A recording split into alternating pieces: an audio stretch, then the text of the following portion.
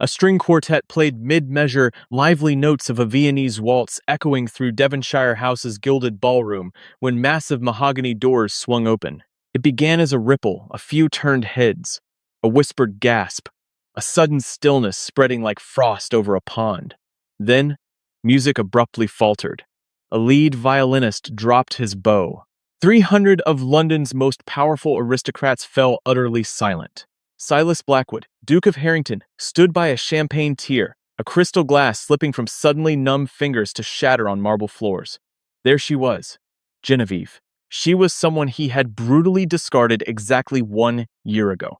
But she was no longer that weeping girl he had left standing amid heavy rain. The rain in London always felt like an accusation to Silas Blackwood. It drummed against the towering, leaded glass windows of his study in Grosvenor Square, mirroring the relentless rhythm of his own regrets. He was the Duke of Harrington, a man of staggering wealth and ancient lineage, possessing estates stretching from the rolling hills of Derbyshire to the craggy coasts of Cornwall. Yet, at 29, his eyes held the desolate, hollow look of a man who had survived a war, only to find his home burned to the ground. In truth, the destruction was entirely of his own making. Exactly 1 year had passed since the afternoon at Kew Gardens. 1 year since the air had smelled of wet earth and crushed damask roses. 1 year since he had looked into the warm, hazel eyes of Genevieve Sterling, the daughter of a mere country baron, the only woman who had ever dared to laugh at his dark moods and methodically, coldly torn her heart to shreds. The ton, the elite, vicious circle of high society had their own version of the story. The gossips at White's Club, leaning over their brandy and cigars, claimed that Harrington had simply come to his senses. Why would a duke tie himself to a penniless baron's daughter when the fabulously wealthy Lady Arabella Fitzwilliam had made her debut?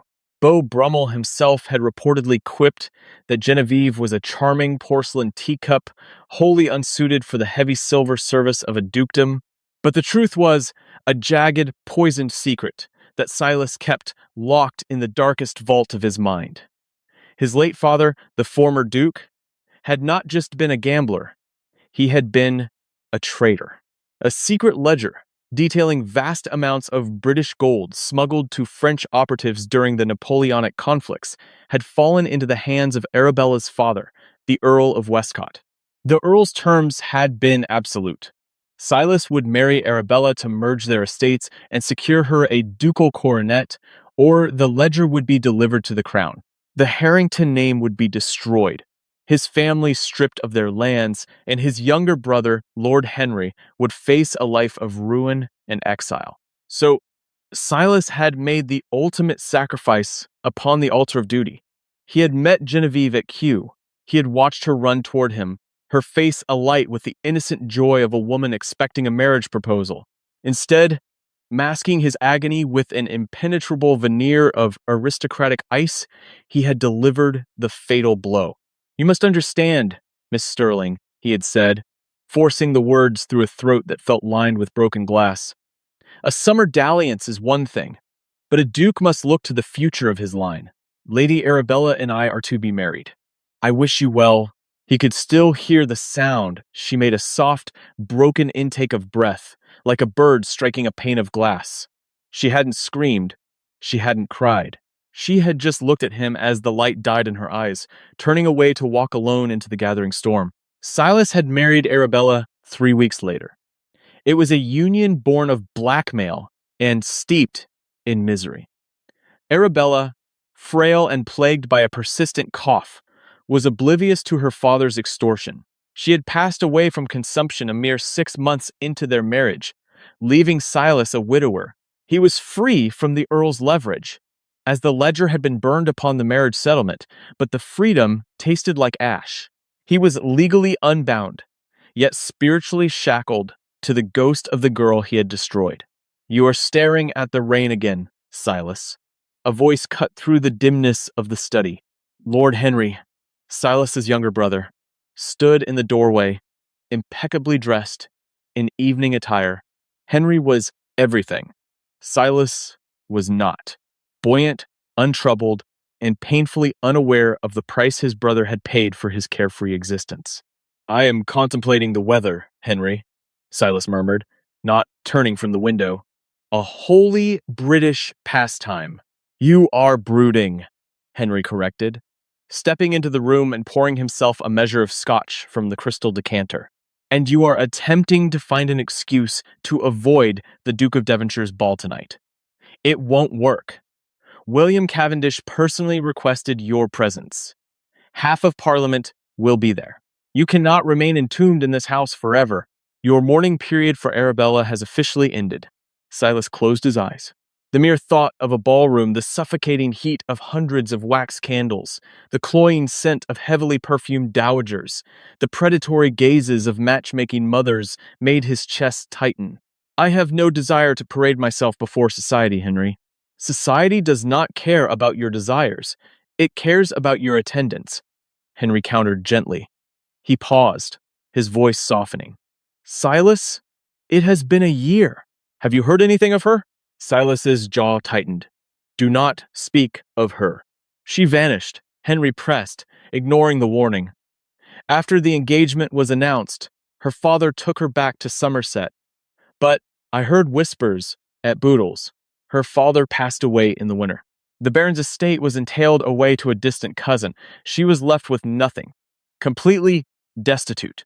The scotch glass in Silas's hand cracked under the sudden, violent pressure of his grip. He had tried to send money anonymously through a network of solicitors. Every single draft had been returned, unopened, with a simple note stamped in red wax. "Return to sender. The recipient cannot be found." "I will attend the ball," Silas said abruptly, his voice dangerously low. He turned away from the window, his dark eyes fierce and devoid of warmth. "But if you speak of Genevieve Sterling again, I will have you thrown out of my house." Devonshire House was a masterclass in opulent intimidation. Situated in Piccadilly, the vast mansion was ablaze with light, its grand Palladian architecture serving as the ultimate stage for the theatrical displays of London's elite. The sixth Duke of Devonshire, William Cavendish, spared no expense. Thousands of beeswax candles burned in massive crystal chandeliers, casting a golden, ethereal glow over the sea of silk, satin, and jewels below. Silas stood at the edge of the ballroom, a solitary, dark pillar amidst the swirling colors of the dancers. Dressed in severe, immaculately tailored black velvet that accentuated the harsh, aristocratic lines of his face, he looked less like a guest and more like an executioner waiting for his mark. He accepted a glass of champagne from a passing footman but did not drink it. The air was thick with political maneuvering and malicious gossip. Lady Jersey, one of the formidable patronesses of Almack's, was holding court near the grand fireplace, tearing into the reputation of a newly debuted viscountess. Silas tuned out the noise, his mind drifting back to the relentless emptiness that had become his constant companion. He glanced at the gilded clock above the mantelpiece. It was midnight. He would give it 10 more minutes, then make his escape into the cool, forgiving night. The orchestra struck up a vibrant Viennese waltz, the floor filled with couples spinning in a dizzying display of wealth and practiced grace. Silas turned to set his untouched glass upon a silver tray. And then the impossible happened. It did not begin with a loud announcement. It began with the major domo at the top of the grand marble staircase, a man who had seen kings and emperors, suddenly faltering. He cleared his throat, his booming voice carrying a strange, almost trembling quality as he struck his heavy wooden staff against the floor. "His Grace, Alexander Montgomery, the Duke of Leinster, and his ward, Miss Genevieve Sterling." The name dropped into the ballroom like a cannonball into a placid lake. For a fraction of a second, the music continued, discordant and strange against the sudden, violent shifting of the crowd's attention. Then, the first violinist, craning his neck to see, dragged his bow harshly across the strings, producing a sharp, squealing halt. The other musicians stumbled to a stop. The silence that followed was absolute. It was a suffocating, heavy, quiet, punctuated only by the rustle of stiff silk and the sharp intakes of breath from the assembled lords and ladies. Silas froze. The glass of champagne slipped from his fingers, hitting the marble floor with a sharp, resonant crash that echoed like a gunshot in the cavernous room. He didn't notice the ruined crystal at his boots. He couldn't breathe. The air had been sucked from his lungs. At the top of the stairs stood Genevieve. She was not the heartbroken, tear-stained girl he had left in the rain. She was not the impoverished, destitute spinster the rumors had painted her to be. She was a revelation. Genevieve descended the stairs with the predatory grace of a queen arriving to inspect a conquered territory. She wore a gown of deep, midnight blue silk, a color so rich and dark it seemed to absorb the candlelight around her. It was entirely unadorned by lace or frills, relying instead on a scandalous, masterfully draped cut that clung to the elegant lines of her figure. Around her neck sat a diamond necklace of staggering, terrifying proportions, a piece of jewelry that belonged in a royal treasury, not on the neck of a disgraced baron's daughter. Her dark hair, once worn in soft, natural curls, was swept up into a severe architectural style, threaded with a string of matching sapphires. But it was her face that struck Silas like a physical blow. The warmth, the easy laughter, the innocent vulnerability, it was all gone. In its place was a mask of breathtaking, terrifying poise. Her hazel eyes, swept over the crowd, were as cold and sharp as chipped flint. "Good God," Lord Henry whispered, appearing suddenly at Silas's shoulder, his face pale. Is that truly her?" She was not alone. Her arm rested lightly upon the sleeve of Alexander Montgomery, the Duke of Leinster. Montgomery was an older man, fiercely powerful, an Irish peer with deep ties to the East India Company, and a reputation for ruthless business acumen. He was famously reclusive, a man who could bankrupt a rival with a flick of his pen. To see him here, acting as an escort and protector to Genevieve Sterling, defied all logic. The whispers began, a low, buzzing hive of frantic speculation. "How is this possible? I heard she died in a poorhouse in Bath. Look at those diamonds. That is the Romanov sapphire." Genevieve and Montgomery reached the floor. The crowd, driven by an instinctual mix of awe and fear, parted for them like the Red Sea. They moved toward the center of the room, completely unbothered by the stairs. Silas's heart hammered against his ribs like a trapped bird. Every instinct in his body screamed at him to go to her, to fall at her feet, to drag her out of this room and beg for her forgiveness until his throat bled. He took a step forward, his boots crunching on the broken glass he had dropped. Across the expanse of the ballroom, through the parting crowd of aristocrats, Genevieve turned her head, her gaze locked onto Silas. A year ago, looking into his eyes had made her blush. Now, her expression did not shift. There was no pain, no shock, no residual longing. There was only a profound, freezing indifference. It was a look one might give to an uninteresting piece of furniture.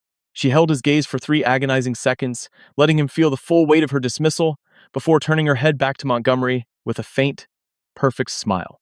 Silas felt the blood drain from his face. He had expected anger. He had expected tears. He had even expected a public slap across the face. But this weaponized apathy, it was an execution. "Silas, don't," Henry hissed, grabbing his brother's arm. "You are making a scene. Look at her. She is under Leinster's protection. You cannot just approach her." "Let go of me, Henry," Silas said. His voice was terrifyingly calm, a dead, flat monotone that masked the chaotic storm raging in his chest. He shook off his brother's grip, his eyes fixed on the midnight blue silk of her gown. "I am going to speak to my former betrothed." The journey across the ballroom felt like wading through a nightmare. The aristocrats of the ton sensed the impending collision. They did not move to block Silas, but rather formed a wide, eager circle like spectators at a gladiatorial arena.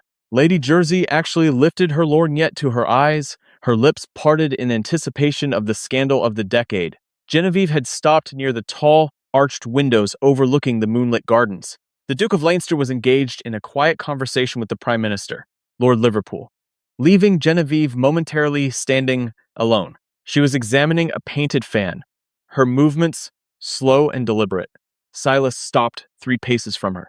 Up close, the transformation was even more devastating. The faint scent of jasmine and rain that had always accompanied her was gone, replaced by something richer, sharper, amber, and dark musk. Miss Sterling, Silas said. His voice, usually so commanding, cracked slightly on the second syllable. Genevieve did not startle. She slowly closed her fan, the crisp snap of the ivory ribs sounding unnaturally loud. She turned to face him. "Your Grace," she replied. Her tone was perfectly modulated, melodious, and utterly hollow. "I am afraid you have the advantage of me. I am no longer Miss Sterling." Silas felt a cold spike of dread drive itself into his stomach. Married. She had married Montgomery. Or someone else. You? You are married? A tiny, razor-sharp smile touched the corners of her lips. "No, I am not married, but my name is no longer Sterling. Following the death of my uncle, Arthur Penhaligon, in Calcutta, and by the special decree of the Crown, I have taken his name and his estate. I am Genevieve Penhaligon." Silas blinked, struggling to process the information.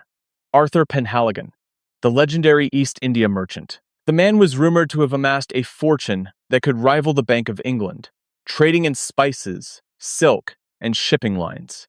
And he had left it all to the disgraced niece in Somerset? "Genevieve," Silas breathed, stepping closer, desperate to shatter the wall of ice between them. "Evie, where have you been? I tried to find you. I tried to send." "You must address me as Miss Penhaligon, Your Grace," she interrupted smoothly, her voice carrying just enough to be heard by the closest eavesdroppers. "We are not intimately acquainted. In fact, I believe our last interaction was a rather brief business arrangement regarding the dissolution of an ill-advised contract. The words were a physical blow, a brief business arrangement." "You know that is not what it was," Silas said, his voice dropping to a harsh, desperate whisper. He abandoned all pretense of aristocratic decorum. "Evie, please, let me explain.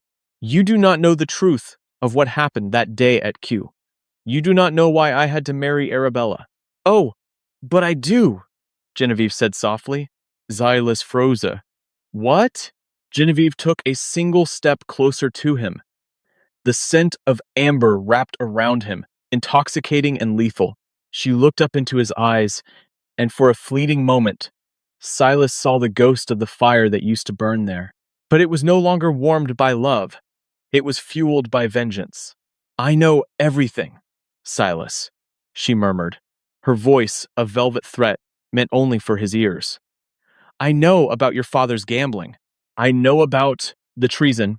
I know about the ledger containing the records of the French gold, and I know that the Earl of Westcott blackmailed you into marrying his dying daughter to cover your family's treasonous tracks."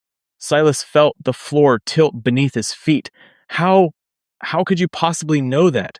The ledger was burned. "The Earl of Westcott burned a copy," Genevieve corrected, her smile widening ever so slightly. "Westcott was a greedy man, but not a stupid one. He kept the original documents hidden with his solicitors in the city. When my uncle passed away and left me his empire, I did not buy gowns and jewels, Your Grace. The necklace I wear tonight was a gift from the Duke of Leinster for my shrewd business advice. No, what I bought with my newfound wealth was information. I bought debts. I bought secrets." She tapped her closed fan lightly against Silas's chest, right over his violently beating heart. "It took me 8 months and £300,000 to locate the original ledger." "Silas," she whispered, "I bought it from Westcott's solicitors. It is currently locked in a vault at the Bank of England under my name." Silas couldn't breathe. The trap he thought he had escaped had not been destroyed. It had merely changed hands, and the hands that held it now belonged to the woman he had broken. Why?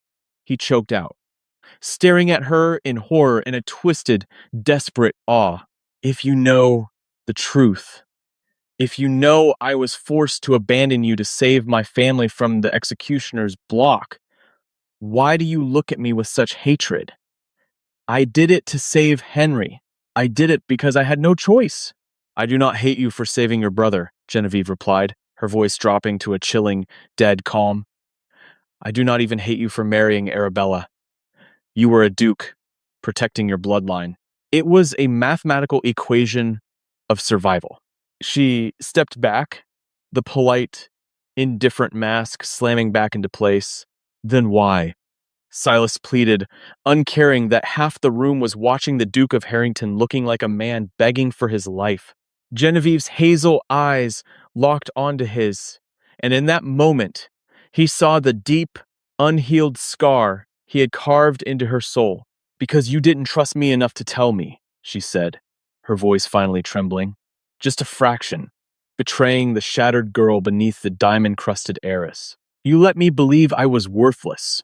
You let me stand in the rain at Q and believe that I was so insignificant, so easily discarded, that you could just throw me away for a richer prize. You let me hate myself, Silas. You broke my mind. You broke my spirit. And you left me to be devoured by the wolves of this society without a single word of the truth. She took a deep breath, her spine straightening, the momentary vulnerability vanishing instantly. You thought you had to be the martyr, she said coldly. You thought I was too weak to carry the burden of your family's treason with you.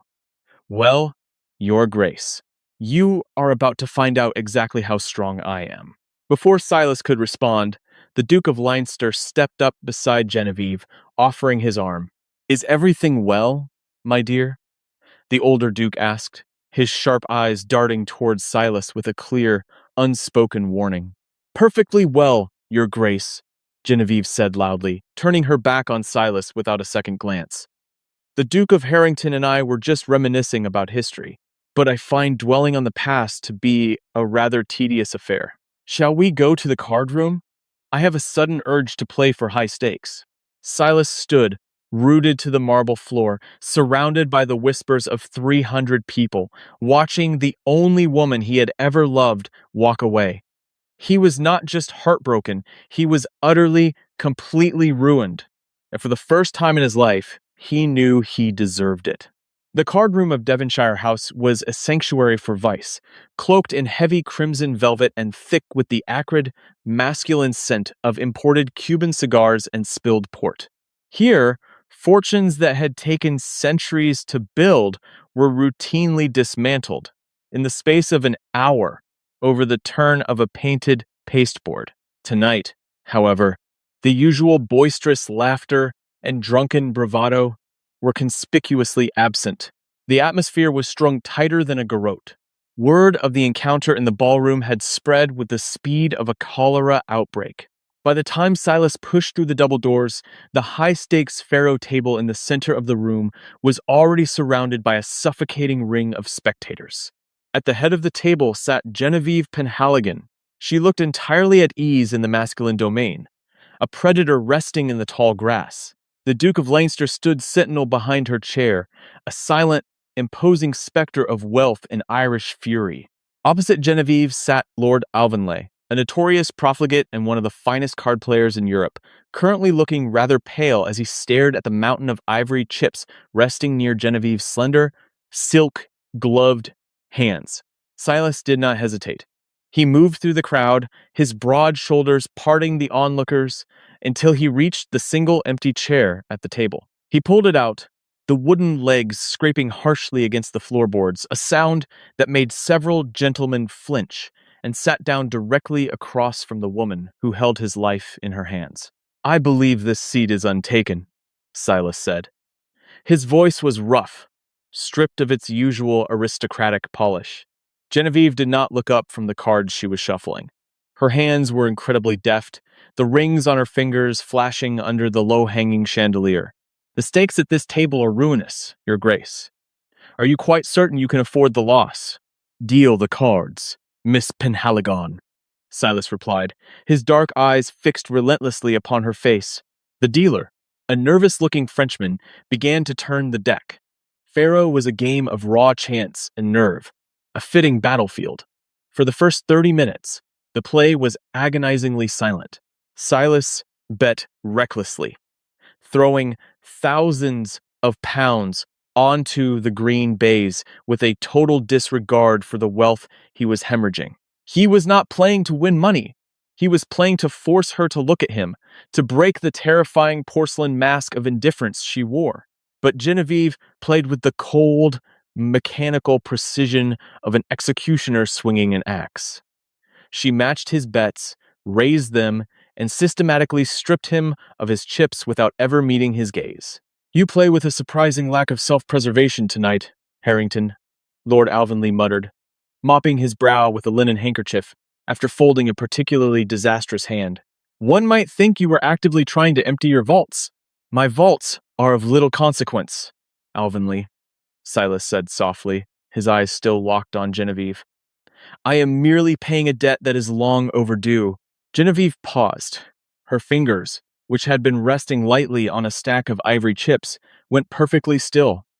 Slowly, she lifted her head, and for the first time since he had sat down, she met his gaze.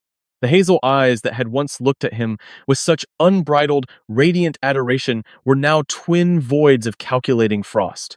If you truly wish to settle your debts, your grace, Genevieve said, her voice carrying the lethal softness of a drawn blade, you will find that money is the least of your concerns.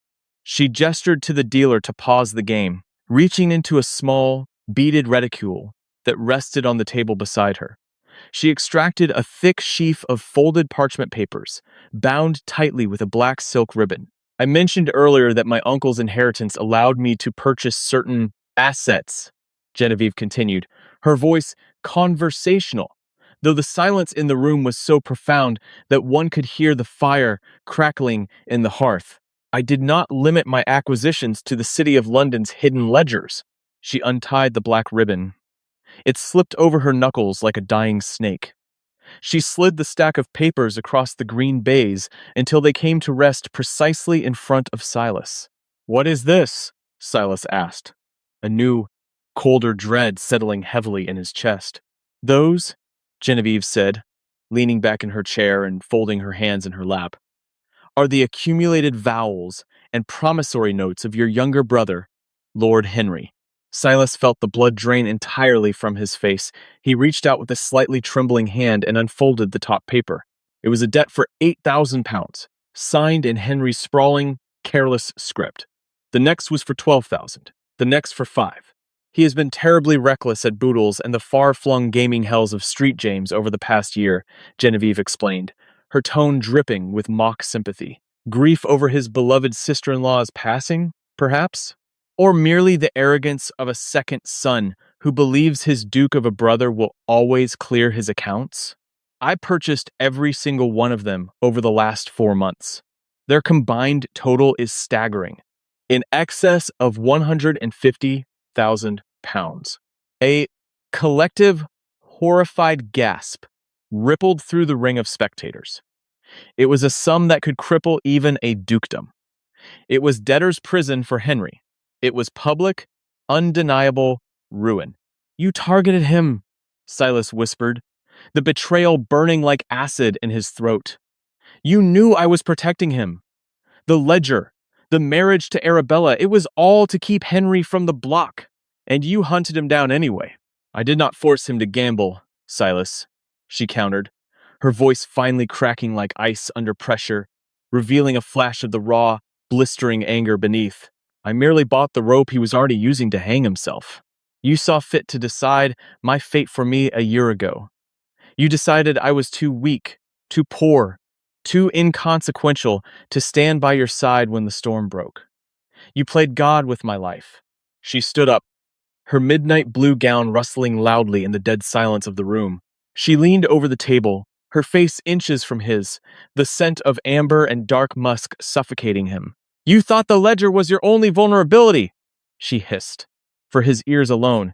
You thought sacrificing me was the only mathematical solution to your problem, but you failed to calculate the cost of my resurrection. I own your family's treason, Harrington, and as of tonight, I own your brother's future. The game is over, and you have lost everything. She turned to the Duke of Leinster.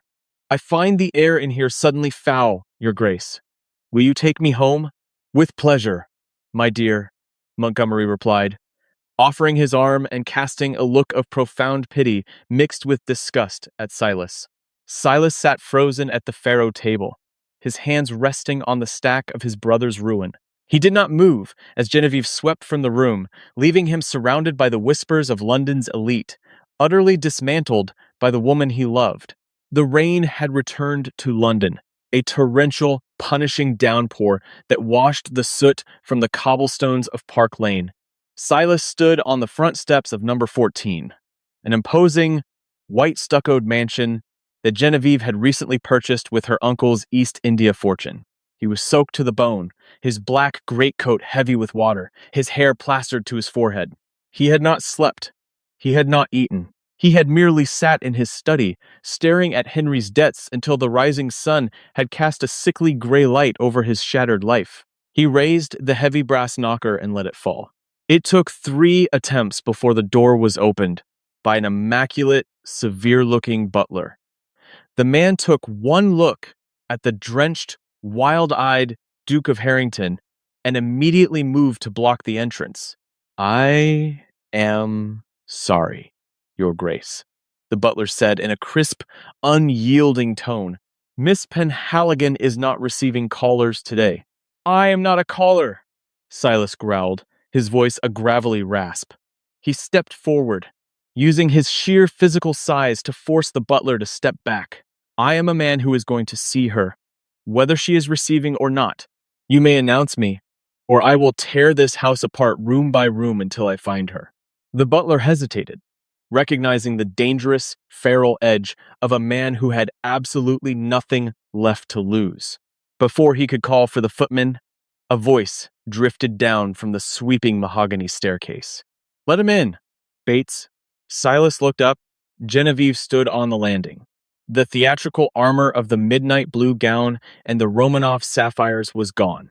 She wore a simple, unstructured morning dress of pale dove gray muslin. Her hair was down, falling in dark, loose waves over her shoulders.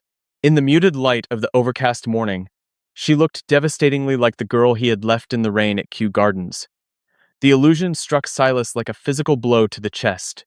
Show his grace to the drawing room, Bates, she commanded quietly. And bring a towel. He is dripping on the imported carpets. 10 minutes later, Silas stood in the center of a lavishly appointed room overlooking Hyde Park. He had refused the towel. He wanted to feel the cold. He wanted to feel the discomfort. It was a meager penance for the agony he had caused her. The double doors clicked shut as Genevieve entered. She walked to the window, keeping her back to him, watching the relentless rain batter the glass. I expected you hours ago, Silas, she said softly, the venom of the previous night replaced by a terrible, weary calm. I suppose it took time to verify the signatures on Henry's debts. They are real, Silas said, his voice cracking. I know my brother's handwriting. He was a fool, a desperate, grieving fool. He was an easy mark, Genevieve corrected, turning to face him. Her hazel eyes were guarded, but the dark circles beneath them suggested she had slept no more than he had. The men holding his vowels were practically throwing them at my solicitors when they realized who was backing the purchases. Silas closed the distance between them, stopping only when he was a foot away. He could see the faint, rapid pulse beating at the base of her throat. You have won, Evie, he said, the old nickname slipping out before he could stop it. He didn't care. He dropped to his knees right there on the Aubusson carpet, the wet wool of his trousers staining the delicate silk threads. Genevieve flinched, taking a half step back, her composure slipping for a fraction of a second. Do not do that. Get up, Silas. Do not debase yourself. I am already thoroughly debased, he replied. looking up at her, laying his soul entirely bare. I have lost my pride, my honor, and the only woman who ever saw the man beneath the dukedom. I surrender. I will give you anything you want. I will transfer the title of Blackwood Manor to you today. I will liquidate my personal accounts to pay Henry's debts. I will take myself out of society, out of England, if the sight of me offends you. But please, do not release the ledger to the crown. Do not send my brother to a damp cell in the Fleet prison. Punish me, Genevieve, not him. Genevieve stared down at him. For a long, agonizing moment, the silence stretched between them, heavy with the ghosts of their past. She looked at the proud, arrogant Duke of Harrington, a man who had commanded rooms and broken hearts with equal indifference, now kneeling in a puddle of rainwater at her feet. It did not bring her the soaring triumph she had imagined during those long, starving nights in Somerset. It only brought a deep, hollow ache. Get up, she repeated, her voice trembling slightly.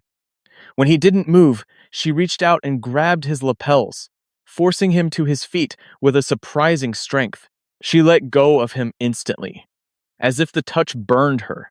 You still do not understand, she whispered, turning away and wrapping her arms around her own waist, a defensive, vulnerable gesture. You think I want your estates? You think I want your money? I have more wealth than I could spend in 10 lifetimes. I do not want your exile, Silas. Then what do you want? He pleaded. She turned back to him, her jaw set, her eyes burning with a complex mix of hatred, sorrow, and something else, something that looked terrifyingly like survival. A year ago, you made a choice, she said, her voice dropping to a harsh whisper. You looked at a ledger that threatened your family, and you decided the only way to neutralize the threat was a marriage of convenience. You chained yourself to Arabella to buy your safety, and you threw me to the wolves because you deemed me a liability. Silas closed his eyes, the memory of his own cruelty making him nauseous. Yes. Now, the board is flipped, Genevieve said, stepping closer, her gaze pinning him to the spot. I hold the ledger. I hold the debts. I am the threat that can destroy your entire world. And I require the exact same terms of surrender that the Earl of Westcott demanded of you. Silas's eyes flew open, his breath hitching. What? I am a spectacularly wealthy woman, Silas, but I am entirely without protection in this society, she stated, her tone shifting to pure, calculating business. I am a merchant's heir, surrounded by aristocrats who smile at my diamonds while praying for my downfall. I need an impenetrable shield. I need the highest title in the land to legitimize my presence and secure my uncle's empire against the sharks in Parliament. She looked him dead in the eye, delivering the final, twisting blow of the knife. You will not go into exile, Your Grace. You will go to Doctors' Commons this afternoon and procure a special license. We will be married by the Archbishop of Canterbury before the week is out. Silas felt the room spin. You want to marry me? He choked out. You hate me. I loathe you, she corrected smoothly, though a single traitorous tear slipped down her cheek, completely betraying the ice in her voice. But I require a duke, and you require a keeper for your family's treasonous secrets. You married Arabella for duty and survival, Silas. Now, you will marry me for the exact same reasons. You will place the Harrington coronet upon my head. You will swear your life to me before God, and you will spend the rest of your days knowing that you are legally bound to the woman whose life you tried to destroy. She reached out and rested her hand flat against his chest, right over his heart. That is my price, Silas. That is the cost of your brother's freedom. Do you accept my terms? Silas looked down at the woman he loved, a woman forged into steel by his own fire. He knew it was a trap. He knew it would be a marriage built on a foundation of vengeance and unbroken pain. But as he looked at the single tear resting on her cheek, A desperate, terrifying hope sparked to life in the darkness of his soul. "I accept," he whispered, covering her hand with his own. "God help us both, Evie. I accept." The wedding of Silas Blackwood, the Duke of Harrington, to the newly minted heiress Genevieve Penhaligon was the most fiercely contested invitation in the history of the British Empire. It took place at St. George's, Hanover Square, barely a fortnight after the scandal in the Devonshire ballroom. The speed of the nuptials set the gossips of Mayfair into a frenzy. Some claimed the Duke was bankrupt and desperate. Others swore the heiress had bought him like a prize stallion. The truth, as it unfolded before the altar, was far colder. Genevieve wore a gown of heavy, unyielding silver brocade, devoid of traditional white lace. It was an armor of wealth, accessorized by a tiara of diamonds that caught the candlelight like frozen tears. Silas stood beside her, clad in his formal ducal robes of crimson velvet and ermine, looking every inch the proud, untouchable aristocrat. Yet, those sitting in the front pews, including Arthur Wellesley, the Duke of Wellington, who watched the proceedings with the sharp, calculating eye of a military tactician, noted the stark rigidity in the groom's shoulders.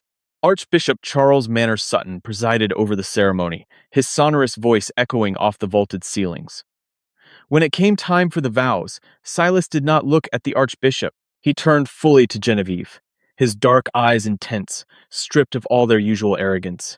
"With this ring, I thee wed," Silas vowed, his voice carrying a resonant, profound gravity that silenced the whispered speculations of the congregation. "With my body I thee worship, and with all my worldly goods I thee endow."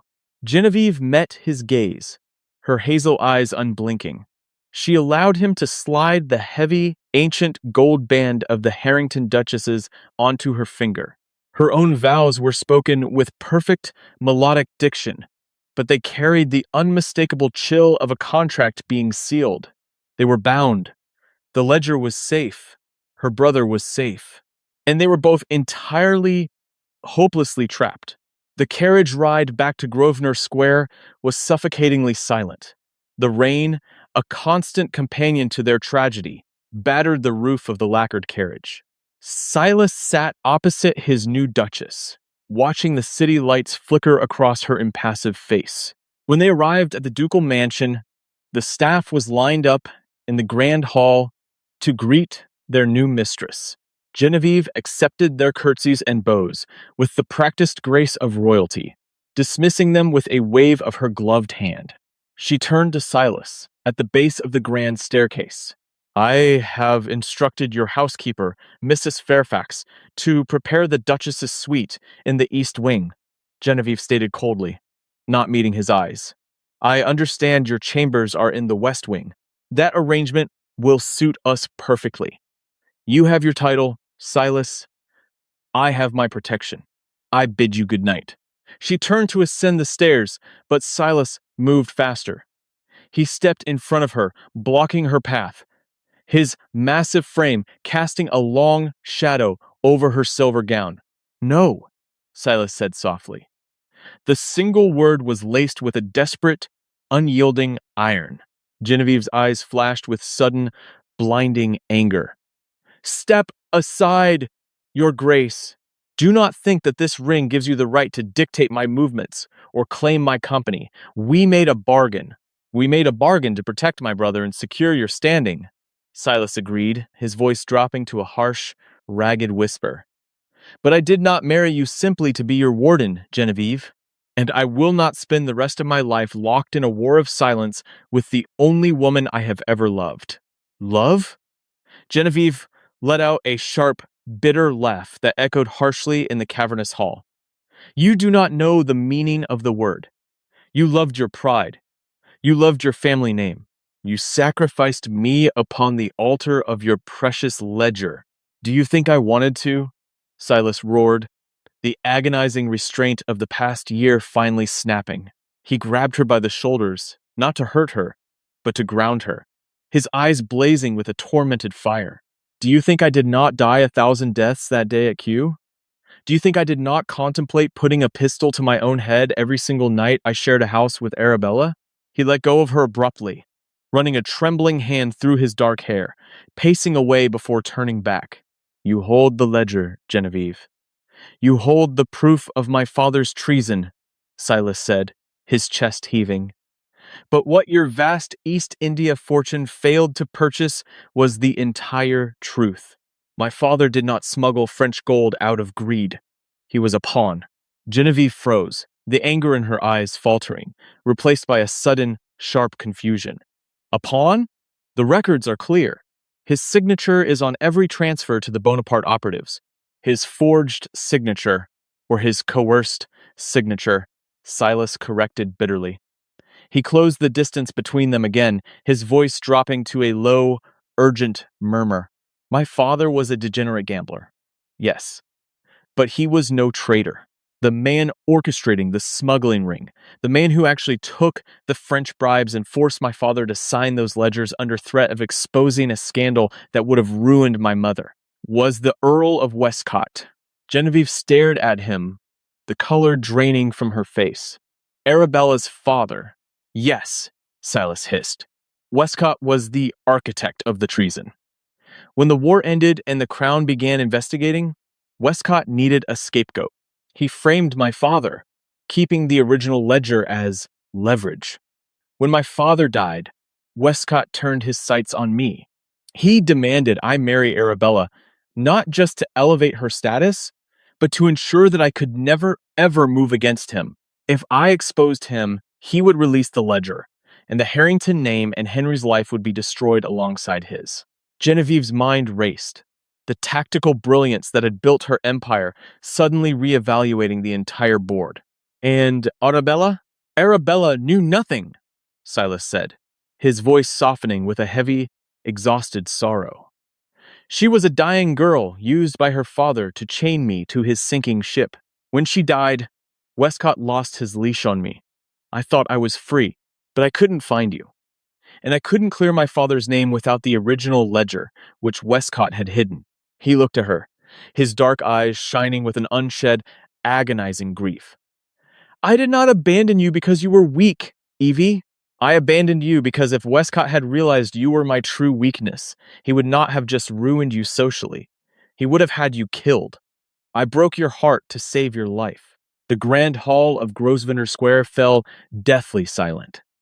Genevieve stood frozen on the bottom step of the staircase, the crushing weight of the revelation tearing through the armor she had spent a year building. The narrative of her vengeance, the fuel that had kept her alive through the freezing nights in Somerset, was crumbling into dust. Why didn't you tell me? She whispered, her voice finally breaking, the tears she had sworn never to shed for him again welling in her eyes. Why didn't you trust me to fight with you? Because you were 20 years old, and you smelled of crushed roses, and you looked at me as if I hung the stars in the sky. Silas choked out, falling to his knees before her on the cold marble floor, burying his face in the silver brocade of her skirts. And I was a coward who couldn't bear to see the darkness of my world extinguish your light.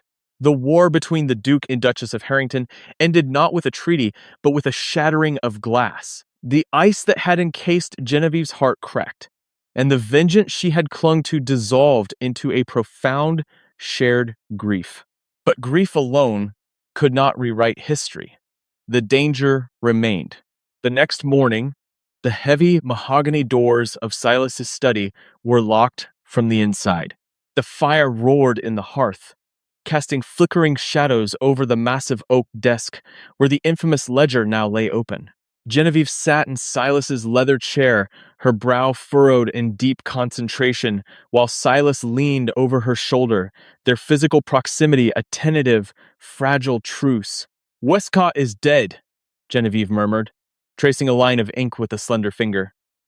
But this ledger is not just a record of the past. It is an ongoing extortion racket. Look here. She pointed to a series of marks in the margins, written in a faded red ink. When my uncle's clerks taught me to read the shipping manifests of the Earl of Balcarres, they taught me to look for secondary ledgers. This is a cipher. Westcott wasn't acting alone in the House of Lords.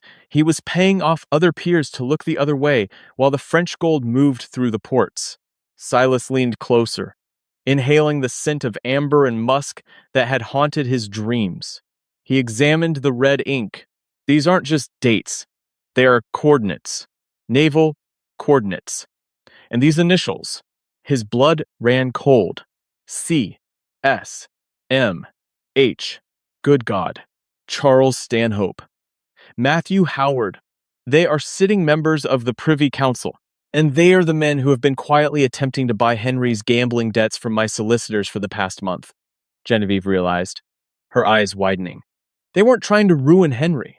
They were trying to gain leverage over you, just as Westcott did. They knew the ledger was missing, and they needed an insurance policy in case you found it. The trap was fully illuminated. The very men who had helped Westcott frame Silas's father were still in power, and they were circling the Harrington family like vultures. We take this to the Duke of Wellington. Silas decided instantly, his military instincts taking over. Arthur is a man of honor. He despises the corruption in the council. If we show him the cipher, he can move the Crown's investigators against Stanhope and Howard quietly. No, Genevieve said, standing up, her eyes blazing, not with vengeance against Silas, but with a terrifying, protective fury directed at the men who had destroyed their lives. Quietly is how they operate. Quietly is how your father was framed. We do not do this quietly, Silas. We do this in the light. 3 nights later, the Prime Minister, Lord Liverpool, hosted a private, highly exclusive card party at his residence in Fife House. The guest list was a concentrated distillation of Britain's political power, including Lord Stanhope and Lord Howard. The atmosphere was jovial, thick with cigar smoke and the clinking of crystal decanters. Stanhope, a portly man with a penchant for high stakes, was just raking in a pile of guineas when the doors to the private salon were thrown open. Silas Blackwood strode into the room, impeccably dressed in evening stark black. But it was the woman on his arm that brought the room to a dead halt. Genevieve, the Duchess of Harrington, wore a gown of blinding crimson silk. She did not look like a victim, nor did she look like a newlywed aristocrat. She looked like an executioner. Trailing behind them were 4 towering men in the uniform of the Bow Street Runners, the closest thing London had to a police force, led directly by the Chief Magistrate himself. What is the meaning of this, Harrington? Lord Stanhope blustered, dropping his cards, his face flushing a dangerous shade of purple.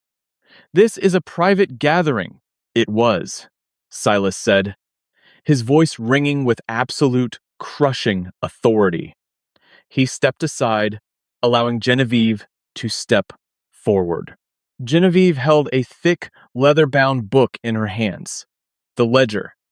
She walked directly to the center table and dropped it onto the green baize with a heavy, final thud. Lord Stanhope, Lord Howard, Genevieve said, her voice perfectly modulated, carrying the weight of a fortune that could buy and sell every man in the room. My husband and I have spent the last 3 days with the finest cryptographers of the East India Company. We have successfully decoded the private margins of the late Earl of Westcott's personal accounts. Howard turned the color of old parchment. Stanhope tried to stand, but a sharp look from the chief magistrate kept him frozen in his chair. We found the records of the French gold, Silas continued, stepping up beside his wife, their shoulders brushing. A united, impenetrable front. We found the forged signatures of my father.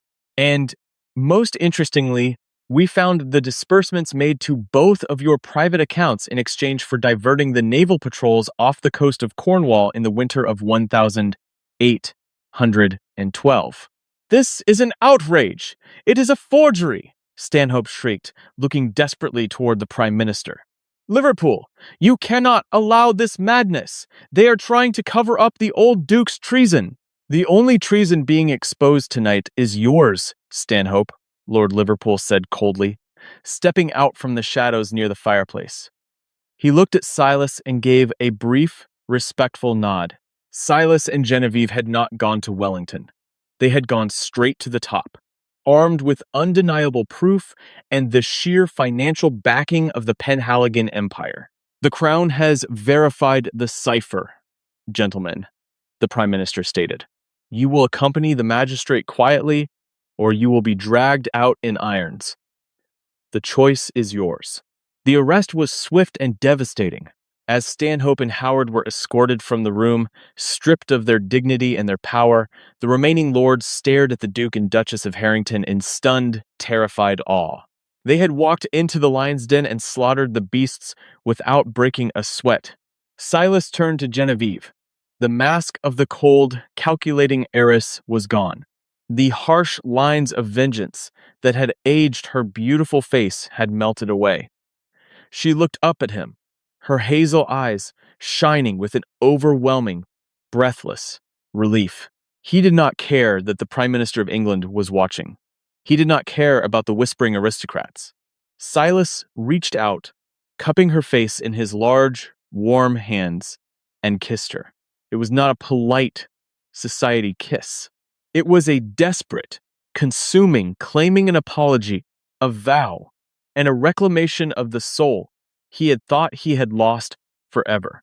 Genevieve kissed him back, wrapping her arms around his neck, anchoring herself to the man who had walked through hell to protect her, and the man she had just walked through fire to save. History would remember Silas and Genevieve Blackwood as the most formidable Duke and Duchess of the 19th century. They did not rule London society through the ancient, dusty intimidation of a bloodline, nor through the sheer, brute force of the Penhaligon East India fortune.